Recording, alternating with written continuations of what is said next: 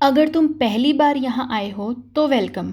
यहाँ fine arts का ज्ञान मिलेगा एकदम सिंपल देसी स्टाइल में, बिना स्ट्रेस के। और अगर पहले का पार्ट देख लिया है तो चलो आगे बढ़ते हैं। हमने पिछले पार्ट में the Rajasthani school of painting का इंट्रो पार्ट कवर किया था और इस पार्ट में हम इसके थीम्स के बारे में पढ़ेंगे।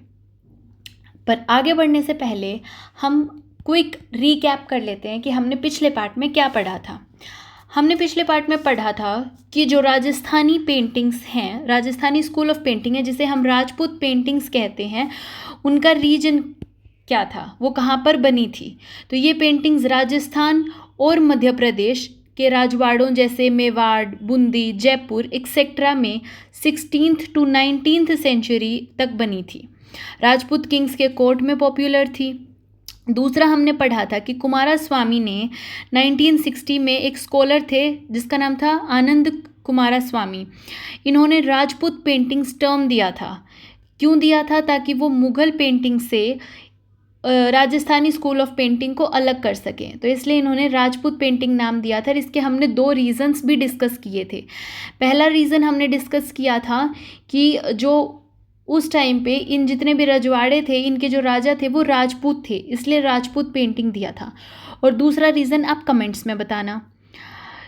तीसरा पॉइंट है कि अब हम इन्हें अलग अलग करते हैं।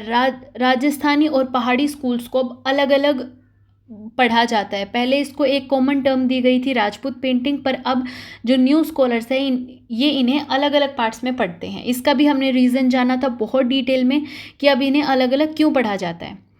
उसके बाद इसके अंदर क्या क्या इंक्लूड करते हैं, ये पहले की बात है। जब तक ये राजस्थानी और पहाड़ी स्कूल अलग अलग नहीं किए थे, तब जो मालवा और जो हिल रीजन्स थे, मतलब जो पहाड़ी रीजन्स थे, उनको भी राजपूत स्कूल में ही पढ़ा जाता था।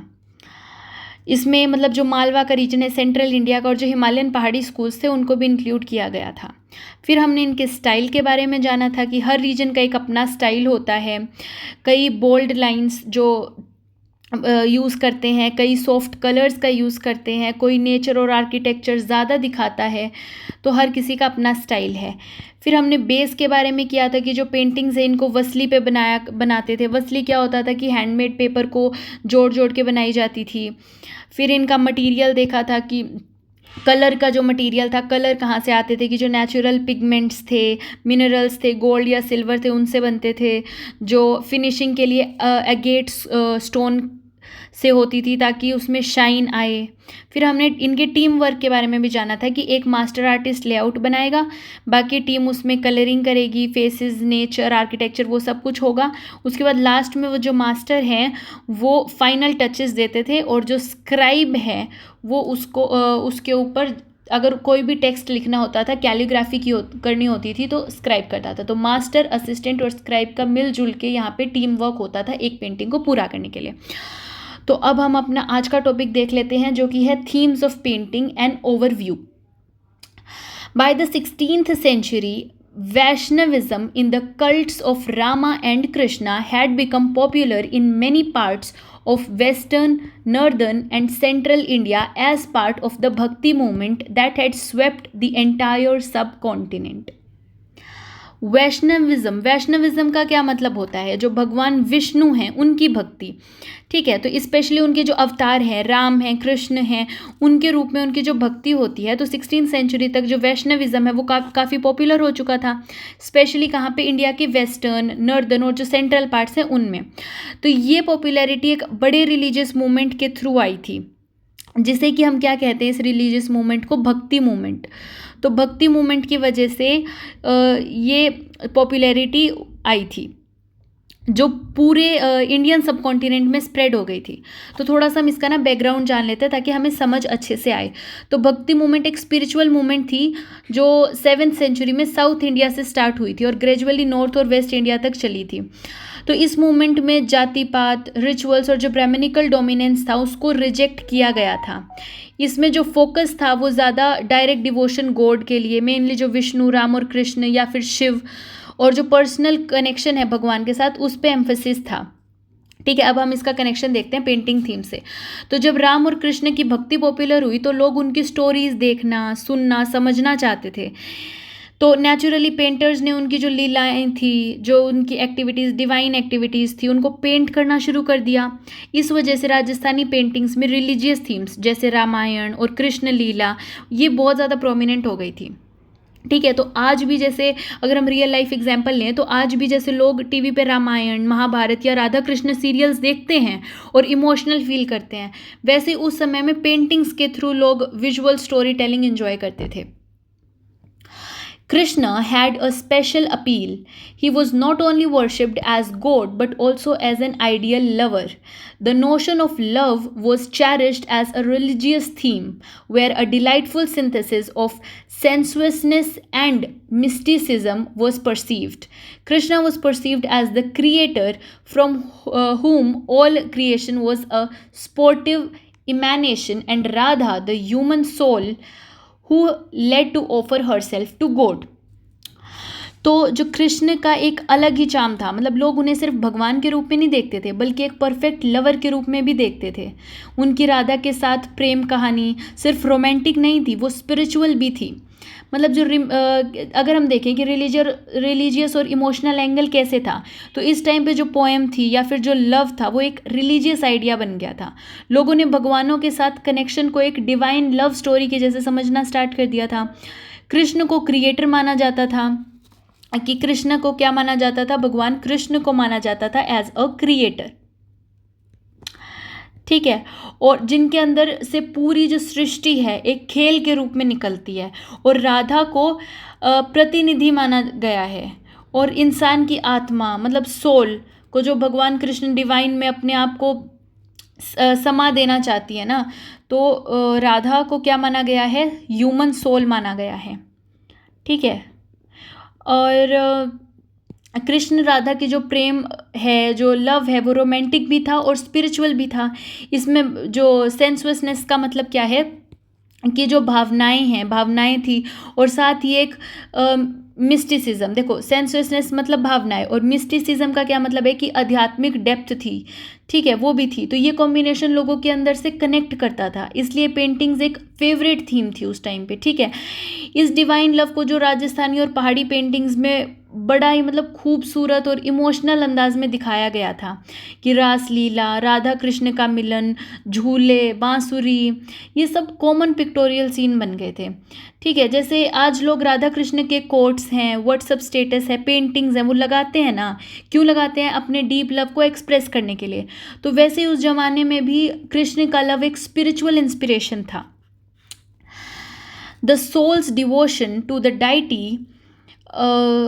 is pictured by Radha's self-abandonment to her beloved Krishna, epitomized in Gita Govinda paintings. तो यहाँ एक बहुत गहरे स्पिरिचुअल सिंबलिज्म दिखाया गया है। देखो, राधा जो है वो ह्यूमन सोल को डिपिक्ट करती थी, और कृष्ण जो थे वो भगवान मतलब गॉड को डिपिक्ट करते थे। तो इस लाइन में राधा को ह्यूमन सोल, आत्मा के रूप में माना गया है, और कृष्ण को भगवान यानी डिवाइन। ठीक है, जो डिवाइन राधा का जो अपने आप को कृष्ण के लिए भूल जाना, मतलब सेल्फ अबेंडनमेंट क्या है कि अपने आप को भूल गई थी वो कृष्ण के लिए। मतलब वो अपना सब ईगो, अपनी इच्छाएं, सब कुछ छोड़ देती हैं सिर्फ कृष्ण के प्रेम के लिए। ये पूरे सरेंडर का साइन है। ठीक है, बिल्कुल वैसे ही जैसे एक सच्चा भक्त सब कुछ छोड़ देता है ना, भगवान में समा जाता है। तो गीता गोविंदा की पेंटिंग्स के बारे में क्या है कि इस गीता गोविंदा पेंटिंग्स में है कि इस डिवाइन सरेंडर को सबसे सुंदर रूप दिया गया था गीता गोविंदा पेंटिंग्स में। गीता गोविंदा क्या है कि एक काव्य है जो जयदेव ने लिखी थी। ठीक है, गीता गोविंदा जयदेव ने लिखी थी, ये थोड़ा सा आप जान लो, इम्पॉर्टेंट है। ठीक है, तो 12th सेंचुरी में लिखी थी। उसमें राधा और कृष्ण के प्रेम के जो माध्यम से भक्त और भगवान के बीच का स्पिरिचुअल कनेक्शन दिखाया गया है। इन पेंटिंग्स में राधा का शर्माना, रूठना, फिर कृष्ण का उन्हें मनाना, कृष्ण के जो राग और रास थे वो सब कुछ बहुत ही मतलब भावनात्मक तरीके से दिखाया गया है। ये पेंटिंग सिर्फ प्रेम कहानी नहीं होती थी, ये भक्ति का विजुअल रूप होती हैं। ठीक है, कि राधा का समर्पण, सेल्फ अबेंडनमेंट एक मैसेज देता है कि भक्ति तभी सच्ची होगी जब हम अपना पूरा अस्तित्व भगवान के चरणों में समर्पित कर देंगे। तो ये सब कुछ भी बताया जाता है।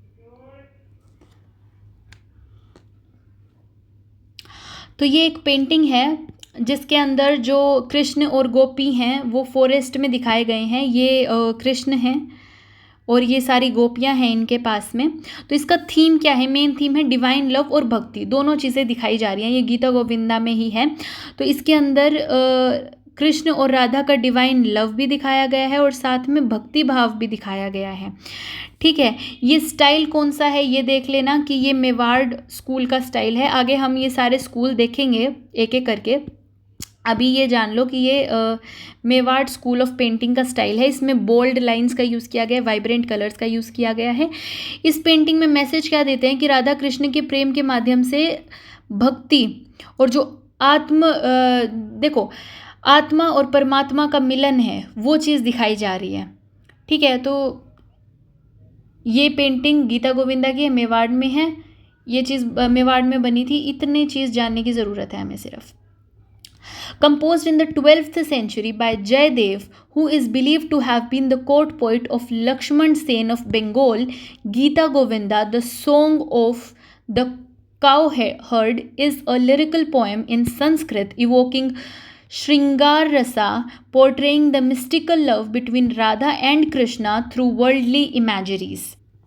अब सुनो, एक बहुत ही सुंदर कविता लिखी गई थी 12th सेंचुरी में। ठीक है, मतलब लगभग 1100 मतलब 1100s के दौरान एक महान संस्कृत कवि जयदेव के द्वारा। देखो उस टाइम पे बहुत ही पॉपुलर पोइट थे और बहुत ही महान पोइट थे जयदेव, जिन्होंने ये पोयम का सेट था जो गीता गोविंदा, इसे लिखा था। अब ये टाइम था भक्ति मूवमेंट के टाइम का। ठीक है, उस टाइम पे भक्ति मूवमेंट चल रही थी। तो जब गॉड और जो डिवोटी के बीच में जो ये प्रेम लिटरेचर था, तो ये देखो गॉड और डिवोटी के बीच में जो भी लव था उस टाइम पे, वो लिटरेचर की फॉर्म में उस टाइम पे एक्सप्रेस होने लग गया था। तो जयदेव को लोग मानते थे कि वो देखो जयदेव को लक्ष्मण सेन जो बंगाल के एक पावरफुल किंग है उनके कोर्ट पोइट माना जाता था। ठीक है, मतलब राजा का प्राइवेट कवि। तो कोर्ट पोइट का मतलब है कि वो राजा के सामने कविता पढ़ते और उनकी कविताओं से राजा के मतलब राज्य में धर्म और कला का महत्व बढ़ाता था। तो अब आते हैं कविता पे कि ये जो गीता गोविंदा है ये क्या है। तो उस कविता का नाम क्या है? गीता गोविंदा। अब इसका मतलब क्या होता है? गीता गोविंदा का मतलब है गोविंद के गीत। गोविंद मतलब कृष्ण, तो कृष्ण को ही गोविंद कहते हैं। तो गीता गोविंदा का मतलब है कृष्ण के गीत। और कृष्ण यहाँ एक काउ हर्ड के रूप में दिखाए जाते हैं, यानी ग्वाला जो गायों को चराता है। ठीक है, ये रूप उनकी अर्ली लवेबल और प्लेफुल साइड को रिप्रेजेंट करता था। तो जो ये गीता गोविंदा है ना, ये कोई सिंपल सी कोई पोएम नहीं है, ये एक लिरिकल पोएम है जिसमें रिदम है, मेलोडी है, इमोशन इतना गहरा है कि पढ़ने से लगता है जैसे गीत सुन रहे हो। कोई पोएम नहीं लगती, गीत लगता है। इसकी लैंग्वेज क्या थी? देखो थोड़ा बहुत इसके बारे में हमें पता होना चाहिए, और जो पता होना चाहिए वो क्या है कि गीता गोविंदा लिखी किसने थी। सबसे पहले तो यही चीज़ इंपॉर्टेंट है ना। तो ये लिखी थी जयदेव ने। और जयदेव कौन है? जयदेव माने जाते हैं कि लक्ष्मण सेन के कोर्ट पोइट थे। ठीक है, दूसरा इसकी लैंग्वेज क्या थी? ये संस्कृत में लिखी गई थी, प्योर संस्कृत में।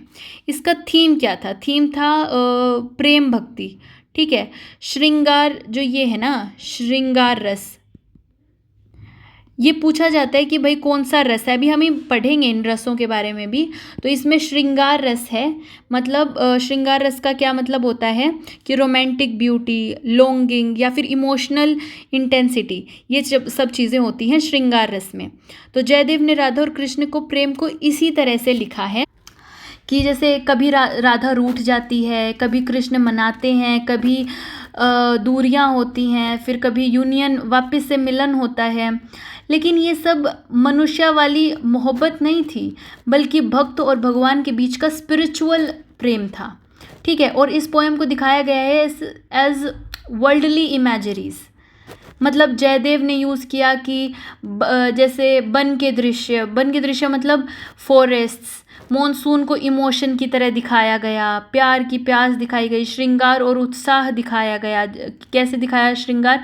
कि मोर के नाच से दिखाया श्रृंगार और उत्साह, कोयल की आवाज़ से दिखाई प्यास, बरसात के पल से दिखाया इमोशन, राधा के गहने और सजावट से इमोशंस दिखाए, तो इस तरीके से दिखाए गए। Banu Datta, a Maithil Brahmin who lived in Bihar in the 14th century, composed another favorite text of artists, Rasam Manjari, interpreted as the Bouquet of Delight. Written in Sanskrit, the text is a treatise on rasa and deals with the classification of heroes, nayakas, and heroines, naikas, in accordance with their age.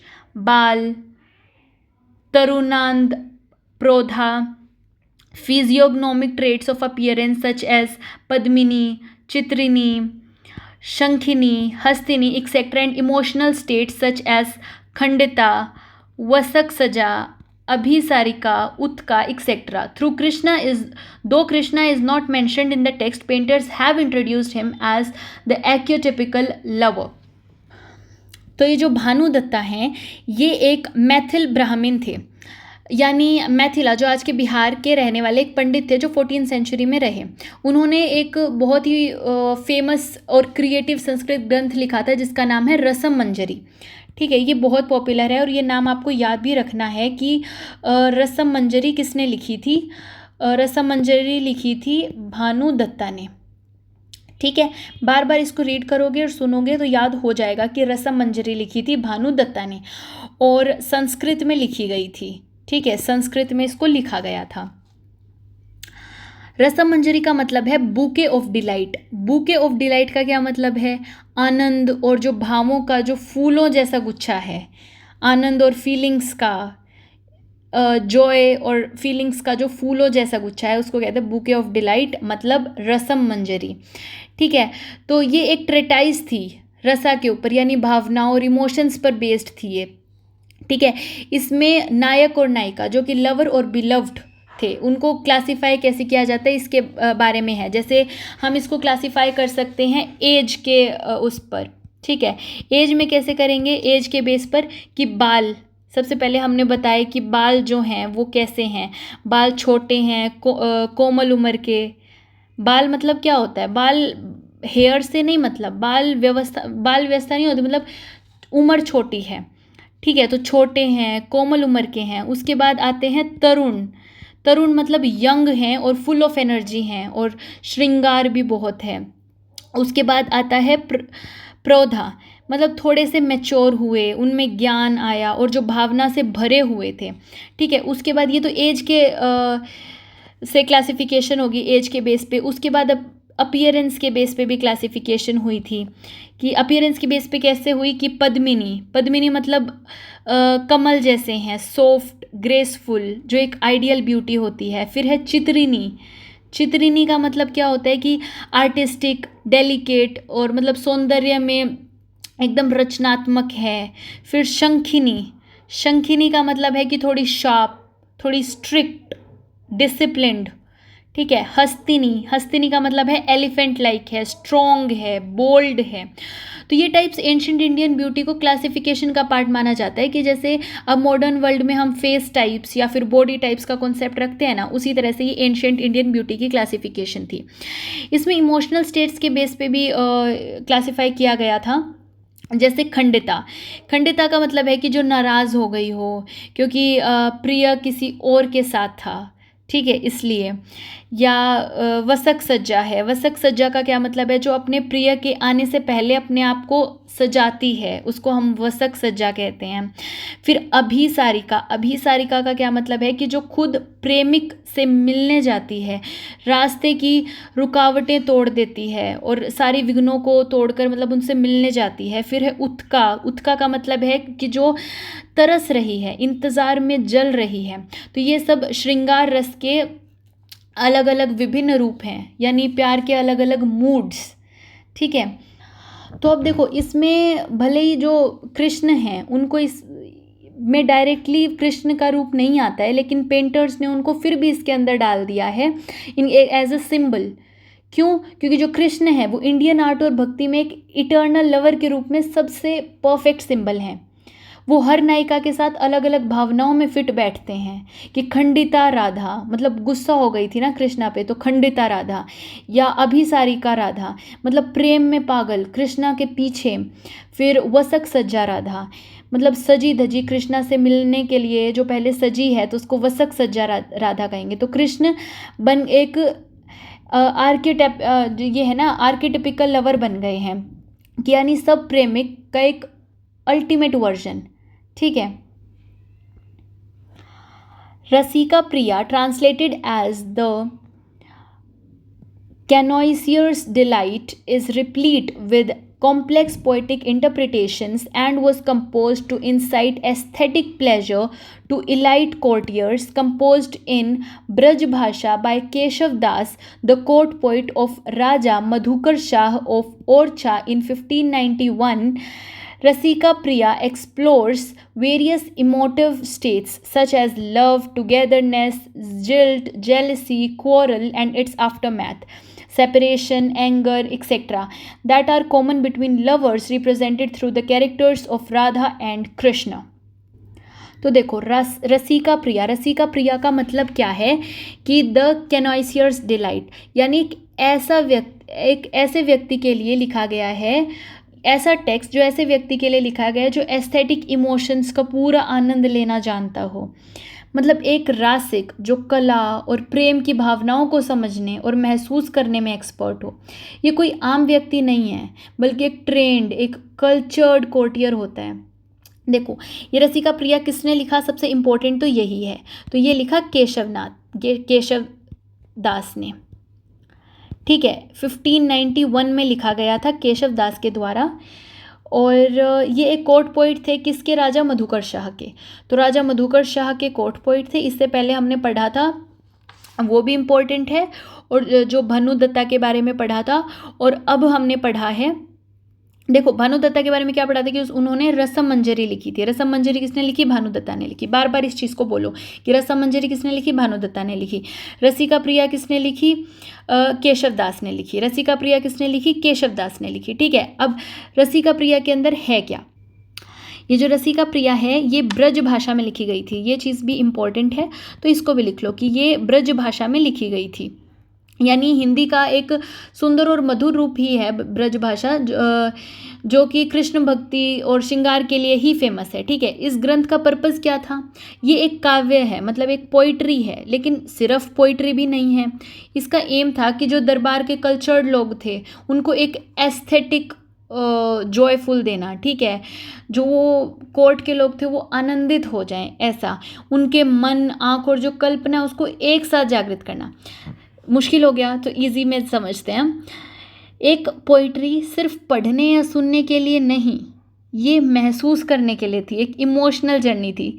इसके अंदर कई सारे themes को cover भी किया गया था, जैसे राधा और कृष्ण के ज़रिए जो प्रेम है उनके अलग अलग रंग दिखाए गए, प्रेम और साथ जिसको हम लव एंड टुगेदरनेस कहते हैं वो चीज़ दिखाई गई। ठीक है,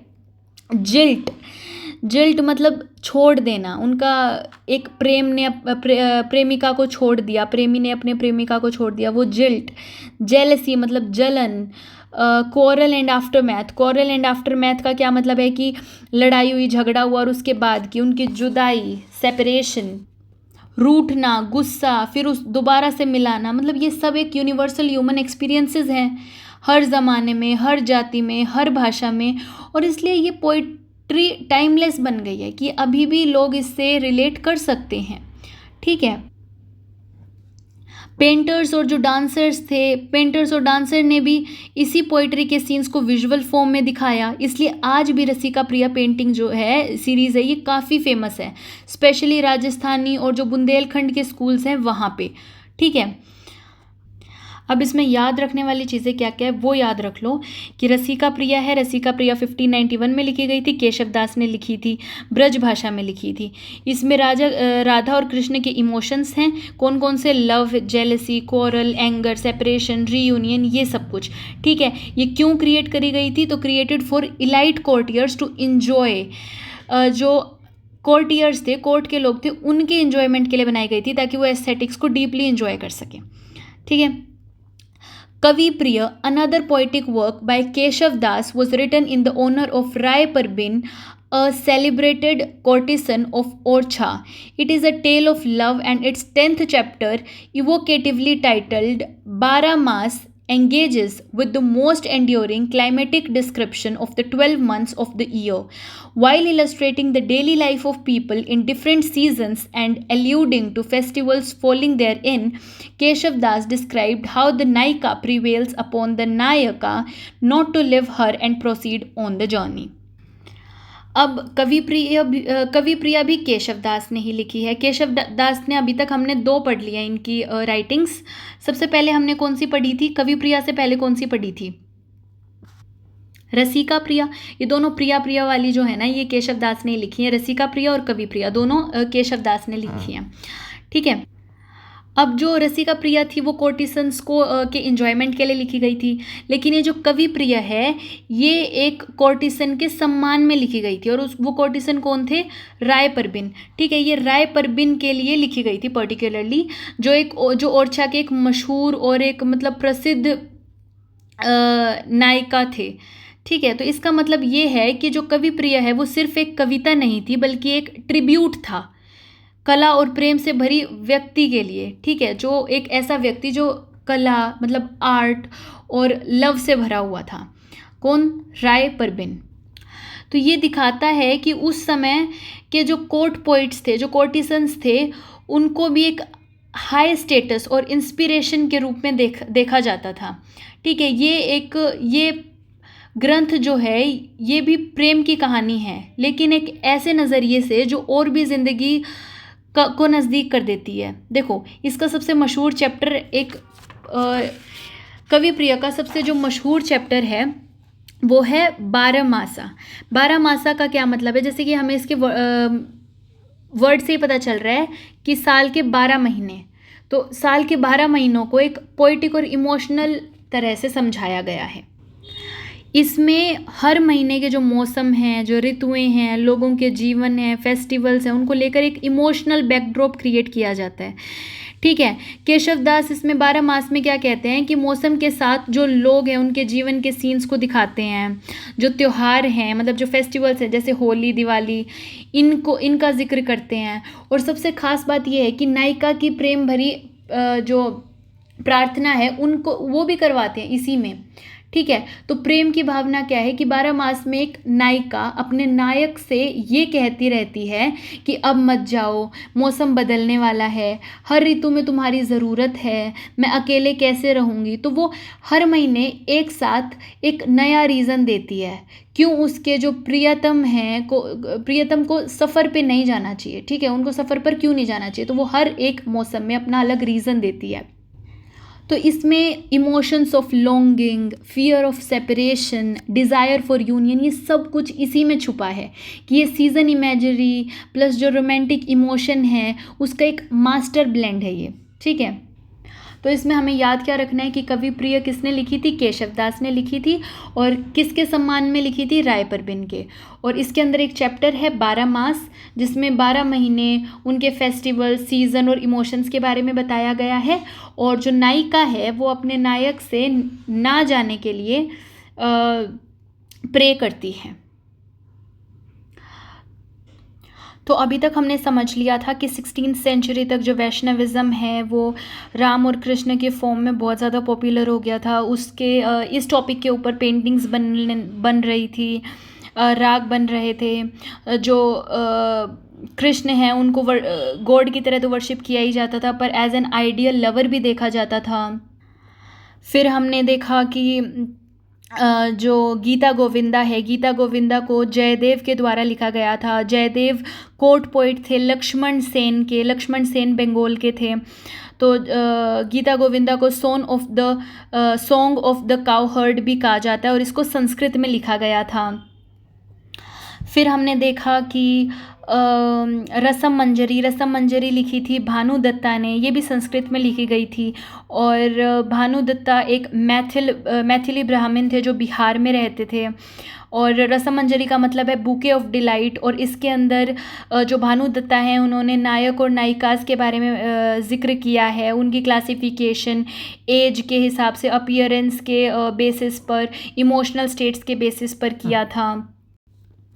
फिर हमने रसिका प्रिया के बारे में देखा। रसिका प्रिया जिसे ट्रांसलेट किया जाता है एज द कोनोइसियर्स डिलाइट, जिसे लिखा था ब्रज भाषा में लिखा गया था केशव दास के द्वारा। केशव दास कोर्ट पोइट थे राजा मधुकर शाह ओरछा, जो ओरछा के थे वो। और रसिका प्रिया को 1591 में लिखा गया था। फिर हमने देखा केशव दास थे उनके दूसरी राइटिंग के बारे में, जो कि थी कवि प्रिय।